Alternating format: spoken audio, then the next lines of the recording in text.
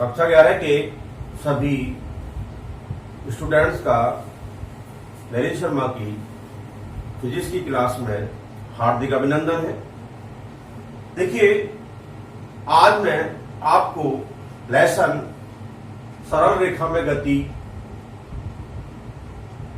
के अंदर टॉपिक है मेरा ग्राफीय विधि से गति के समीकरणों की उत्पत्ति। हमने अपनी लास्ट वीडियो में वस्तु के चाल, वेग, त्वरण, विस्थापन, समय इसकी बात की थी।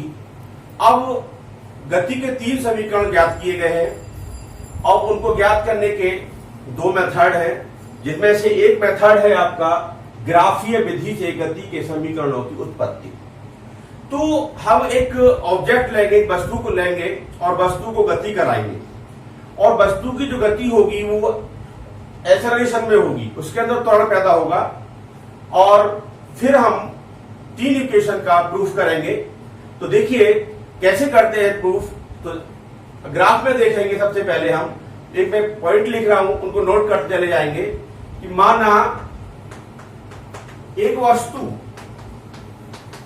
ऑब्जेक्ट प्रारंभिक वेग u से गति करना प्रारंभ करती है।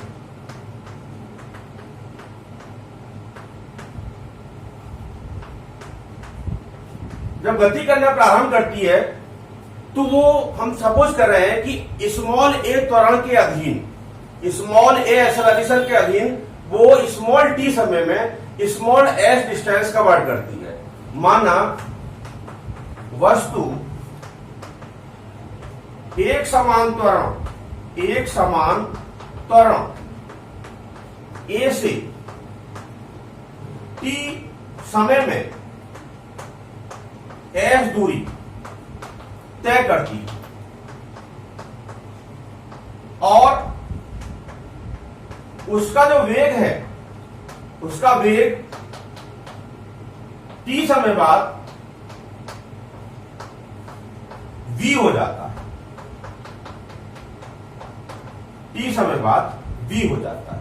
हमने क्या कहा कि जो वस्तु है वो एक लीनियर पाथ पर मोशन स्टार्ट कर रही है, इनिशियल वेलोसिटी स्मॉल u से, ये प्रारंभिक वेग है उसका स्मॉल u, और वो स्मॉल ए एक्सेलरेशन से वो मूव कर रही है। और हम कह रहे हैं कि स्मॉल टी समय के बाद में उसने जो डिस्टेंस कवर किया है, उसने दूरी जो तय की है वो s है, और s दूरी तय करने के बाद उसके जो वेलोसिटी है, जो वेग है, वो स्मॉल v हो जाता है। अगर हम देखिए यूनिफॉर्म एक्सेलरेशन से चल रही है, अगर हम v और t के बीच, मतलब वेग और समय के बीच ग्राफ खींचे तो एक सरल रेखा के रूप में हमें ग्राफ मिलेगा। ये ग्राफ देख रहे हैं आप।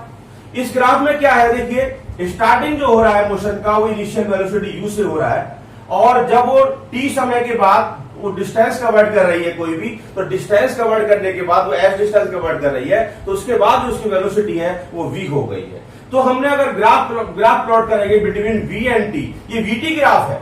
ये क्या है, vt ग्राफ, मतलब कि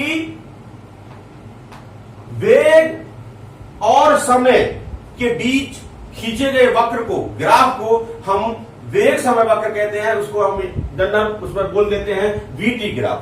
अब vt ग्राफ हमने प्लॉट किया है तो vt ग्राफ एक स्ट्रेट लाइन आ रहा है, तो स्ट्रेट लाइन आ रहा है ये। अब इस ग्राफ के अकॉर्डिंग ही हम गति के 3 समीकरणों की उत्पत्ति कर सकते हैं। कैसे करते हैं उसमें देखेंगे। सबसे पहले गति के पहले समीकरण की उत्पत्ति। देखिए यहां हियर OE जो है, OE और AD both are equal equal to T। ये टाइम लिया है हमने।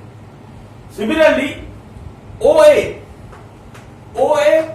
Is equal to ED is equal to small u, initial velocity. Similarly OC बोले तो EB is equal to V।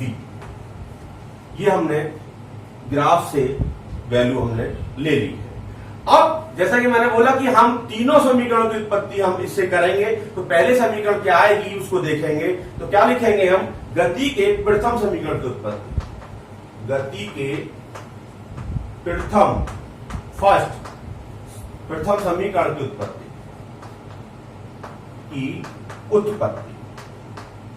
देखें। पहले समीकरण की उत्पत्ति देखना चाहते हैं आप, तो देखिए ये जो वक्र बन रहा है, ये जो वक्र है AB, जो VT वक्र है, VT वक्र का जो ढलान होता है जिसे हम स्लोप कहते हैं, आपने छोटी क्लासेस में पढ़ा होगा प्रवणता, जिसे हम कहते थे m tan थीटा, वही मैं यूज करने वाला हूं। तो इस VT वक्र का जो ढलान होता है वो किसको प्रदर्शित करता है, वो त्वरण को प्रदर्शित करता है, मतलब कि वेग परिवर्तन बटे समय आएगा उसके अंदर। देखिए चूंकि वेग समय वक्र का ढलान कहते हैं प्रवणता को, स्लोप को, प्रवणता वस्तु के त्वरण एक्सेलरेशन को प्रदर्शित करता है। क्या बोला है हमने कि जो हमारा VT ग्राफ है, तो VT ग्राफ का जो स्लोप है जिसे हम प्रवणता कहते हैं, मैंने बता दिया है कि आपने 10th क्लास के अंदर m tan थीटा में रेखा में आपने यूज किया होगा, तो उसकी जो प्रवणता है वो क्या कहलाती है, त्वरण को हम इंडिकेट करते हैं, उससे ए एक्सेलरेशन को आता है। अब देखिए नेक्स्ट लाइन से, अतः रेखा AB या वक्र AB कह सकते हैं, वक्र AB का ढलान बराबर होगा वस्तु का त्वरण। देयरफॉर हम त्वरण को इंडिकेट कर रहे हैं A से, वस्तु, अब वक्र AB का ढलान, ग्राफ AB का ढलान, तो ग्राफ AB का ढलान देख रहे हैं, ये थीटा है, ठीक है, तो ढलान क्या होगा, tan थीटा होगा। tan में क्या होता है, परपेंडिकुलर अपॉन बेस होता है। tan में क्या होता है, हिंदी में पढ़ते हैं लंब बटे आधार, बराबर tan थीटा। tan थीटा है in angle AEADB is equal to BD, लंब बटे आधार AD, बट BD, देखिए BD को देखेंगे आप, BD is equal to EB minus ED upon AD, और A is equal EB is equal to V, final velocity, V ED is equal to U upon AD बोले तो time T, therefore V minus U is equal to AT, hence V is equal to U plus AT। This is A first equation of motion. यह गति का पहला समीकरण हो गया। समझ में आया होगा आपके कि गति के समीकरण को, पहले समीकरण को प्रूफ करने के लिए हम जो हमारा ग्राफ खींचा है उसकी हम प्रवणता लेते हैं जो कि एक्सेलरेशन के बराबर होती है, और एक्सेलरेशन को लेते हुए जैसे कि हमने यहाँ नोटेशन लिए थे, उनकी वैल्यू हमने निकाली थी, उनको पुट कर देते हैं, तो v is equal to U plus AT is the first equation of motion. अब हम सेकेंड इक्वेशन की ओर जाते हैं, गति के सेकेंड समीकरण की उत्पत्ति। गति के द्वितीय मतलब सेकंड समीकरण का निगमन या उत्पत्ति, जो भी आप कहते हैं, ड्यू टू ग्राफिकल मेथड। क्या यूज कर रहे हैं हम, ग्राफिकल मेथड यूज कर रहे हैं, ग्राफ विधि से हम इसको करना चाहते हैं। अब देखिए इसको हम जब प्रूफ करेंगे सेकंड इक्वेशन को, तो हम क्या क्या कहेंगे कि वस्तु जो है स्मॉल t समय में s दूरी तय कर रही है, क्योंकि वस्तु स्मॉल टी समय में, स्मॉल टी समय में एस दूरी तय करती है। देखिए, तब ये जो दूरी है एस, ये दूरी जो होगा, ये दूरी जो होगी, जो वीटी वक्र खींचा है आपने, जो वीटी वक्र खींचा है, उस वक्र द्वारा समय के साथ, समय अक्ष जो टाइम एक्सिस है, उसने जो एरिया गेन किया है उसके बराबर होगा। मतलब बराबर होगा वीटी वक्र द्वारा घिरा क्षेत्रफल। नहीं समझ में आया होगा ये जो वीटी वक्र है हमारा, ये वाला आया है, तो इसने टाइम एक्सिस के अनुसार, ये समय अक्ष कहलाती है, तो समय अक्ष के अनुसार ये जो टोटल जो एरिया है, ये देख रहे हैं आप, ये एरिया, ये जो क्षेत्रफल है, तो इसके बराबर होगा, चली गई दूरी जो होगी इसके बराबर होगी ये जो टोटल एरिया हमने बना रखा है। मतलब कि इसके अंदर एक ट्राइंगल है, एक आपका ये क्या कहते हैं रेक्टेंगल है, तो इसमें दो चीजें हैं बराबर, क्या होगा, त्रिभुज A B C, A B D, sorry A B D का क्षेत्रफल प्लस, दैट इज क्या है, ये एक तरह से आयत है, ये प्लस आयत कौन बन रही है, A D E O, A D E ओ का क्षेत्रफल। दोबारा समझ लीजिए, जो हमने वीटी ग्राफ लिया है उसके द्वारा समय एक्स के समय टाइम एक्सिस के जो अकॉर्डिंग जो एरिया बन रहा है, मतलब कि ये जहां मेरा हाथ रखा है, ये एक तो ट्राइंगल है, एक आपका आयत है, इस दोनों का जो क्षेत्रफल होगा वो वस्तु द्वारा स्मॉल टी समय में चली गई दूरी के एस के बराबर होगा। ठीक है, अब क्योंकि हमने क्या लेना है, एरिया लेना है, तो देखिए आप,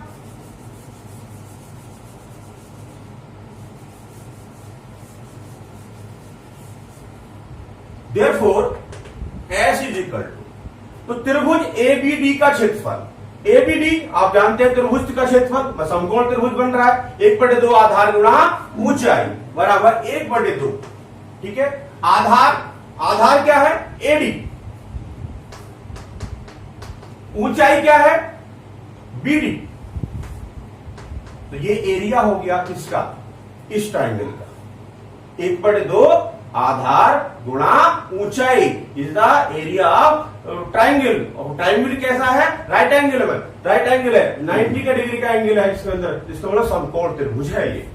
ठीक, प्लस आयत का क्षेत्रफल आप जानते हैं, लंबाई गुणा चौड़ाई, तो लंबाई में कुछ भी ले सकते हैं, ये ले लीजिए आप, बराबर ओ ई, और चौड़ाई की फॉर्म में आप कुछ भी ले लें, ओ ए ले लें, ओ ए। अब पीछे मैंने वैल्यू रखी थी, देखिए, और S is equal to half AD, AD को देखें आप, ए से डी क्या है, टी,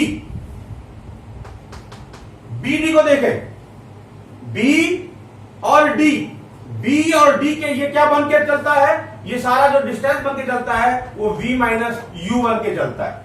क्या बन के चलता है, v माइनस यू, तो v माइनस यू, ठीक, प्लस ओई, ओई बोले तो स्मॉल टी, और ओए, ओए देख सकते हैं आप, ओए क्या है, यू, ओए क्या है, यू है। Therefore S is equal to half T. अब देखो, इक्वेशन पहली का यूज होगा, पहली जो इक्वेशन है उसका यूज होगा। देखिए मैं इधर लिख रहा हूं, चूंकि v minus u is equal to 80 होता है, तो ये वाली जो वैल्यू है, इक्वेशन फर्स्ट को देखें, इक्वेशन फर्स्ट के अंदर v minus u equal to 80 आया था, तभी तो हमने v equal to u plus 80 को लिखा था। तो v माइनस यू को आप 80 पुट कर दीजिए, यहां पर 80 पुट हो गए, प्लस u, थोड़ा सा सिंप्लीफाई करके इस वाली टर्म को पहले लिख दीजिए, that is ut plus half a t square. S is equal to ut plus half a t square is the second equation of motion. ये गति का सेकेंड समीकरण है। यहां पर हमने v माइनस यू की प्लेस पर at मतलब कि पहले गति के समीकरण का हमने यूज कर लिया है। तो ये सेकंड इक्वेशन हो गया, आपके समझ में आया होगा। देखिए इसी ग्राफ से हम तीनों इक्वेशन को प्रूव करेंगे। अब हम तीसरे इक्वेशन की ओर जाते हैं, गति के तीसरे समीकरण की उत्पत्ति। गति के तीसरे थर्ड समीकरण की उत्पत्ति। अब हम थर्ड उसको जाएंगे। देखिए थोड़ा सा चेंज है सेकंड इक्वेशन को प्रूव करने में और थर्ड को प्रूव करने में, कोई ज्यादा डिफरेंस नहीं है, केवल एरिया पर डिफरेंस आता है, वो देखेंगे कैसे हम करते हैं। तो हम कह रहे हैं कि माना वस्तु द्वारा t समय में चली गई दूरी s है, जैसे कि हमने पीछे लिया s है। अब यहां देखिए थोड़ा सा चेंज होगा, मेथड वही है। तो वस्तु द्वारा चली गई दूरी जो होती है, जो vt वक्र है उसके द्वारा घिरा हुआ टोटल क्षेत्रफल होता है। इसलिए s बराबर vt वक्र द्वारा समय अक्ष के साथ घिरा क्षेत्रफल, वही मीनिंग है जो पहली वाला था, केवल थोड़ा सा मेथड में चेंज आ रहा है प्रूफ करने के लिए। तो देखिए या s इज इक्वल टू, अब क्या होगा, ये आकृति आप देखें जरा मेरे साथ, यहां से यहां जाए ए बी ई ओ ए, पूरा राउंड लगाइए, ए बी ई ओ, ये एक आकृति बनती है जो कि आपने हाई स्कूल में पढ़ा होगा, समलंब चतुर्भुज, ट्रेपेजियम। क्या कहते हैं उसको? ट्रेपेजियम कहते हैं इंग्लिश में, जिसको हम यहां हिंदी में क्या कहते हैं? समलंब चतुर्भुज कहते हैं। तो ये क्या होगा, S बराबर समलंब चतुर्भुज कौन बना? ए बी ई ओ का क्षेत्रफल। अब आपने समलंब चतुर्भुज को पढ़ा है हाई स्कूल लेवल पर, वहां पर इसका क्षेत्रफल पढ़ा है। तो समलंब चतुर्भुज का क्षेत्रफल क्या होता है, या S बराबर 1/2 हाफ समांतर भुजाओं का योग, समांतर भुजाओं का योग प्लस समांतर भुजाओं का योग प्लस उनके बीच की लंबवत दूरी। ये ट्रेपेजियम का एरिया निकालने का फॉर्मूला है। क्या कह रहा है, S is equal to half, जो समांतर भुजाएं हैं, समांतर भुजा इसमें देखिए कौन कौन सी है, एक तो ये हो गई ये वाली, और एक सारी ये हो गई। ये दो समांतर भुजाएं हैं, दो समांतर भुजा आ रही है, ए से ओ और ई से बी, इन दोनों समांतर भुजाओं का योग होगा प्लस इनके बीच की ये वाली जो दूरी है, ये परपेंडिकुलर डिस्टेंस है बिटवीन देम। तो क्या फॉर्मूला, इस फॉर्मूले का यूज कीजिए आगे देखें, या S is equal to half. अब समांतर भुजाओं का योग में लेके चल रहा हूं, देखो E से B, ई बी के दिया उसको हमने, प्लस दूसरा समांतर भुजा ओ ए गुणा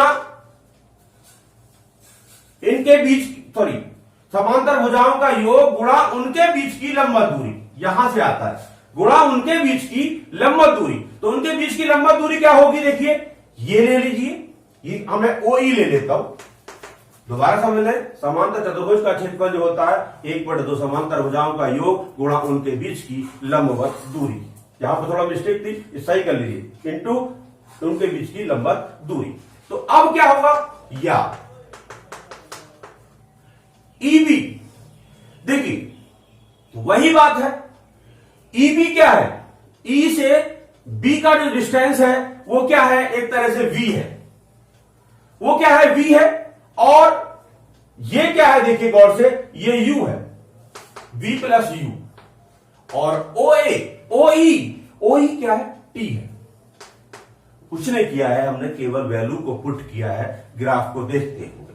अब यहां पर भी हम थोड़ा सा गति के जो प्रथम समीकरण था उसका यूज मैं दोबारा करूंगा। देखिए उसका हम दोबारा से यूज करेंगे, क्योंकि v minus u is equal to a t, therefore t is equal to v minus u upon a. तो ये वाली जो t की वैल्यू है, इस t की वैल्यू को यहां पुट कीजिए। आप क्या करेंगे, therefore s is equal to half v plus u into v minus u upon a. Mathematics apply कीजिए, a plus b into a minus b is equal to a square minus v square, और s is equal to half that is v square minus u square upon a. Mathematics को आगे ले जाइए, therefore 2as cross multiply कर दी is equal to v square minus u square, इसलिए v square is equal to u square plus 2as। This is a third equation of motion. इस तरह से मैंने ग्राफीय विधि का यूज किया, और ग्राफीय विधि का यूज करने के बाद मैंने आपको तीनों समीकरणों की उत्पत्ति को समझाया। आपकी समझ में आया होगा, और आप बार बार इस वीडियो को देखें और चैनल को सब्सक्राइब करें। थैंक्स।